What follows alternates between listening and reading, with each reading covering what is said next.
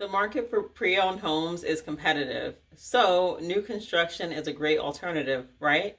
Not necessarily. The 2021 Southern California new construction market has been just as competitive, if not more, than that of the pre-owned market. I'm Alexandra Crawford, California Realtor. I work with buyers with lots of different criteria, and I've been on the hunt for new construction homes as far south as Eastlake and Otay area, and as far north as the Moreno Valley. Today, I'll be sharing my experiences with you. When it comes to cost, pre-owned homes are selling for tens to hundreds of thousands of dollars over list price and appraised value. So going the new construction route will allow you to bypass this issue, right? Well, not necessarily. The housing shortage has impacted communities across the board, and new construction is not exempt. There's been an increase in the cost of supplies thanks to shortages, issues with trade, and an increase in the amount of construction going on. This has also resulted in increased pricing and extended building timeframes. The law of supply and demand definitely applies, and we're seeing its impact more and more. I'm seeing a shift in the way new construction is being operated. For example, some builders are starting to shut off their priority list. Well, what does this mean? It means that they're not accepting new potential buyers.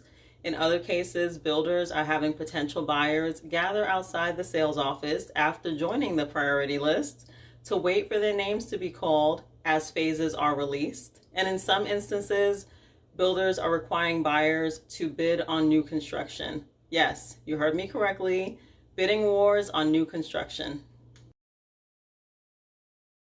A primary difference between pre-owned and new construction homes that typically holds true is the condition. So a new construction home that's been purchased directly from the builder and not been lived in primarily has the same look and feel of that of other homes in the community.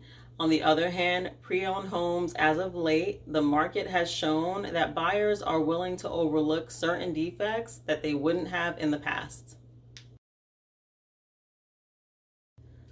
Of course, pre-owned homes exist virtually everywhere throughout the county. Meanwhile, new construction communities are built where land is available. In some cases, the bidding and planning process in itself could take years. You'll also see that the infrastructure is developed in these communities based on the new construction area itself.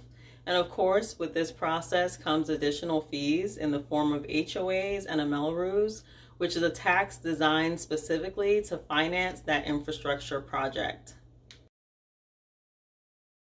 The transfer of ownership of a pre-owned home is dictated by agreed upon escrow timeframes.